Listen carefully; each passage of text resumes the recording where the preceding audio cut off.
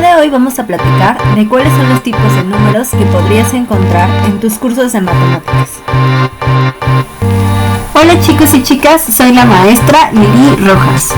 Espero que se encuentren muy bien. El día de hoy vamos a platicar acerca de cuáles son los tipos de números que hay para que nos demos cuenta de la gran diversidad de números. Bueno, para empezar vamos a platicar un poquito de cronológicamente cómo es que ustedes aprendieron los números y a partir de eso vamos a identificar cuáles son los conjuntos de números que existen. Entonces vamos a platicar acerca de cuáles son los primeros números que aprendiste en tu vida. Cuando tú aprendiste a contar, seguramente fue antes del kinder o en el kinder, y en ese proceso pues tú sabías del 1 al 10, por ejemplo 1, 2, 3, 4, 5. Ya cuando vas más grande y a lo mejor los más listos pues aprendieron del 1 al 20, y ya si alguien era muy listo pues entonces aprendía números más consecutivos pero a más grandes, ¿no? Del 1 al 100, por ejemplo. Sin embargo, todos estos números tienen en común que son números enteros y que son enteros positivos. Este tipo de números se les llama números naturales. Los números naturales entonces hay que considerarlos en una recta de el 1 para el infinito, es decir, yo voy a tener todos los números enteros que sean del 1 al infinito. Hay veces que vamos a considerar el 0, hay veces que no. Eso va a depender de tu maestro de matemáticas principalmente y de si considera el 0 o no considera el 0 dentro de los naturales. Nosotros para nuestro curso vamos a considerar el 0 dentro de los naturales. Hay que recordar que el 0 ustedes no lo aprendieron de chiquitos porque es cuando tú no tienes nada, ¿ok? Entonces a partir de eso vamos a identificar que del 0 para el infinito,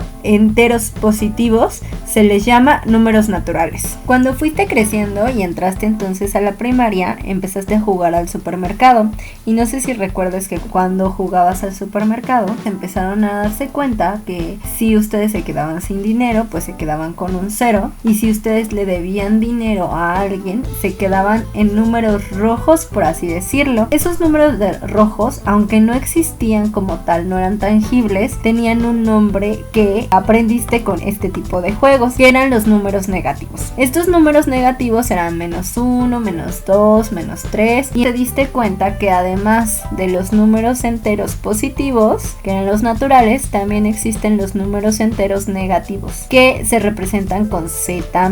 Cuando hablo de la representación de estos números, se les va a llamar al conjunto por una letra mayúscula, que en el caso de los naturales era n, en el caso de estos enteros pues va a ser z con un menos arriba porque está refiriéndose a que son enteros negativos. Entonces si juntamos los enteros positivos más los enteros negativos, llegamos al conjunto de números que son los números enteros, que se representan con z. Si yo los pongo en una recta, voy a darme cuenta que el 0 es el que está en medio, y hacia la derecha voy a encontrar los números enteros positivos y hacia la izquierda del 0 los números enteros negativos. Más adelante fuiste creciendo y entonces entraste a tercero de primaria. En tercero de primaria por lo regular comenzaste a odiar las matemáticas. No sé si recuerdas cuáles eran los números que te empezaron a no gustar de las matemáticas. Esos números normalmente se les dicen quebrados por una razón muy sencilla, porque te quiebran la cabeza. Se les llama fracciones. En nuestro curso ya no le vamos a llamar fracciones.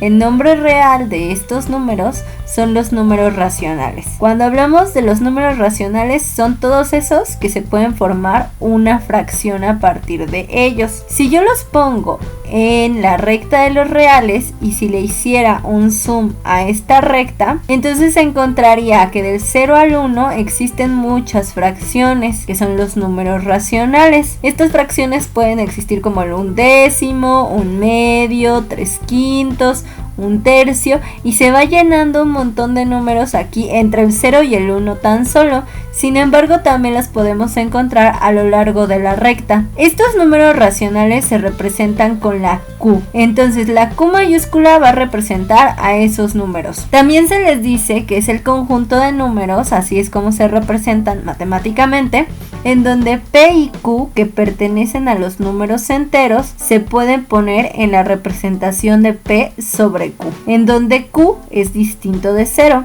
¿A qué se refiere esto? A que nosotros siempre que estamos hablando de números racionales, los vamos a encontrar como un número entero arriba y un número entero abajo. Nunca has visto una fracción que será 0.1 sobre 1.2, ¿verdad? Entonces, todos estos números que son fraccionarios o racionales siempre van a tener dos números enteros. La parte de arriba es un entero, la parte de abajo es un entero. Sin embargo, la parte de abajo nunca puede ser cero. ¿Por qué? Porque un número que tiene en el denominador 0 no va a existir o se indetermina. Eso lo vamos a ver mucho más adelante. Sin embargo, aquí lo que nos interesa es saber que la parte de abajo nunca va a poder ser 0. La parte de arriba sí, porque 0 entre cualquier cosa le va a dar un 0, ¿ok? Estos números racionales los vamos a ver y vamos a platicar de ellos en el sentido de que pueden ser muchos tipos de números. Son todos aquellos que se pueden poner en forma de fracción. Eso significa que un número entero, por ejemplo, yo lo puedo poner como una fracción. Si yo quiero el 1 como una fracción, lo puedo poner como 1 sobre 1, 2 sobre 2, 10 sobre 10. Si yo quiero poner el 4 como una fracción, es 4 sobre 1, 40 sobre 10. Y está cumpliendo con lo que nos está mencionando aquí. La parte de arriba y la parte de abajo son enteros y el de abajo no es 0. Otro ejemplo son los números que tienen decimales, pero estos decimales tienen que ser finitos, es uno de los ejemplos. El 2.1 yo lo puedo poner en forma de fracción si le pongo 21 arriba y un 10 abajo.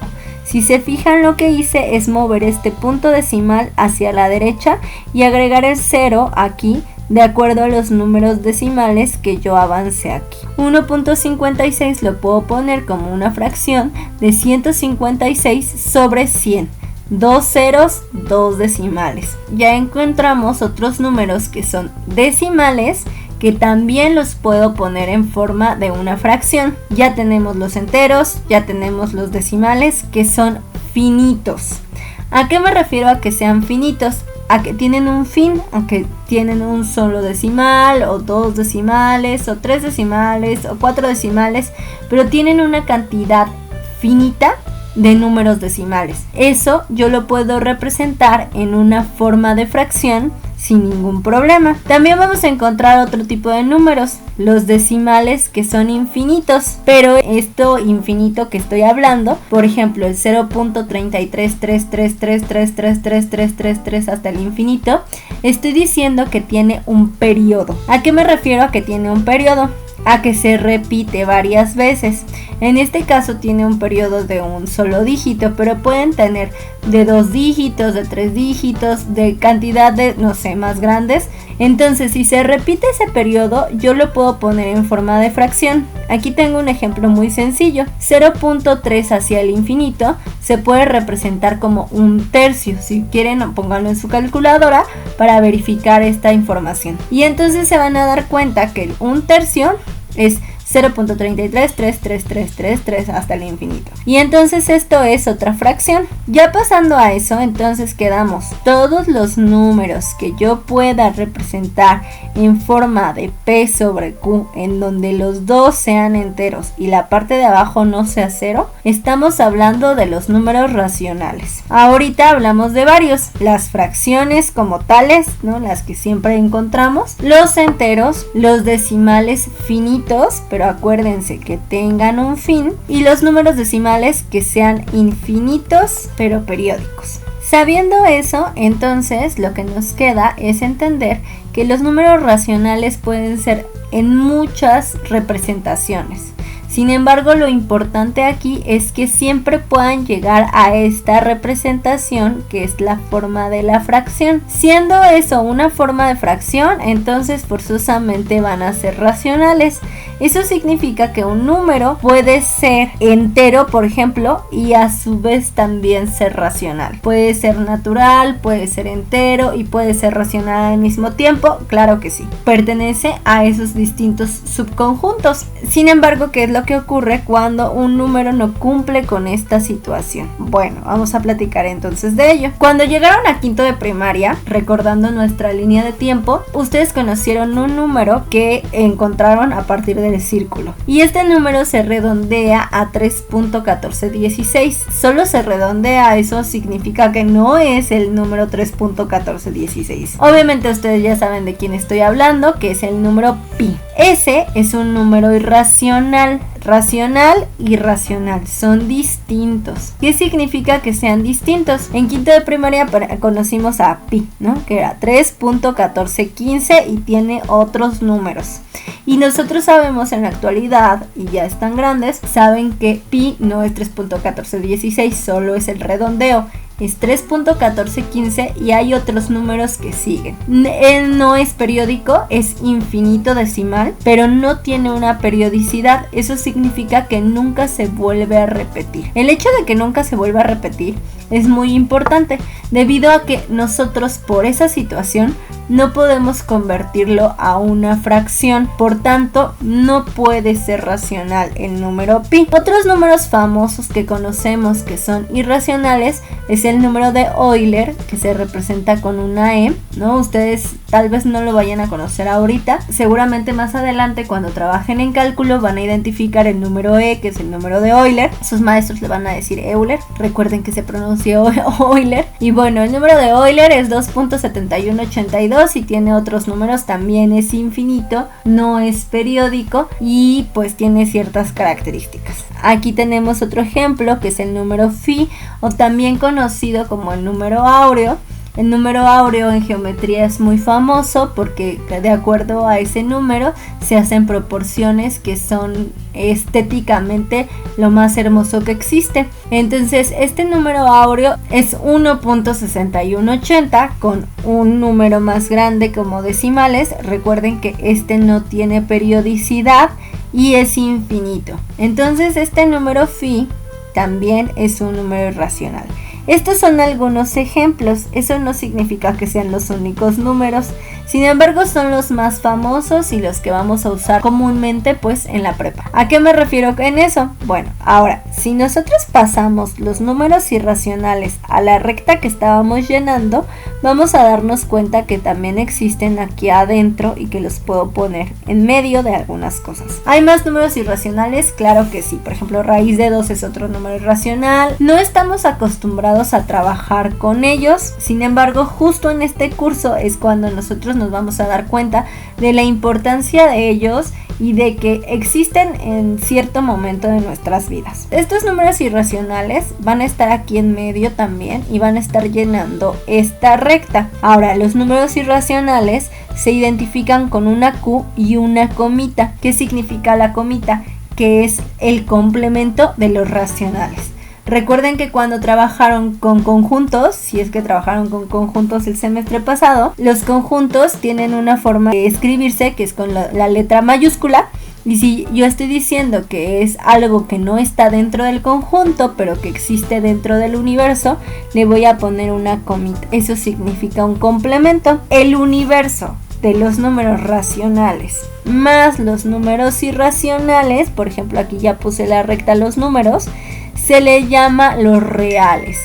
Este conjunto de números son todos los números racionales que ya vimos, los enteros negativos, los naturales son los enteros positivos. Aquí tenemos otro ejemplo que ese es un número racional y aquí tenemos los números irracionales, entonces son todos los racionales más los irracionales hacen el conjunto de los reales. Este conjunto normalmente nosotros lo identificamos o lo representamos en una recta que va a partir del 0, que es el de en medio, hacia el menos infinito, ¿no? Que son todos los números negativos, y luego de ahí partimos hacia el más infinito, hacia la derecha, que son todos los números positivos. Y dentro de todos estos números van a existir ahí en medio un montón de fracciones que son los racionales y un montón de números que no se pueden representar en fracción. Aquí los puse con las letritas para que los identificaran, que son los irracionales. Estos todos completos son los reales. Nosotros hasta el momento estamos acostumbrados a utilizar. ¿Qué significa eso? Pues que siempre los trabajamos, que normalmente tú los ves en tu curso de matemáticas sin mayor problema. Sin embargo, no son los únicos números que existen. Existen otros tipos de números. Estos son los que vamos a conocer este semestre. Estos surgen a partir de un problema que existió años atrás, ¿no? Siglos yo creo, en donde nosotros, me refiero a los seres humanos, no podíamos saber cuánto valía x cuadrada más 1 igual a 0. ¿A qué me refiero con eso? Pues a que no es tan fácil de despejar esto con un número que sea real. Lo que hicieron los antiguos fue buscar un número que se pudiera identificar como ello, y para eso usaron este simbolito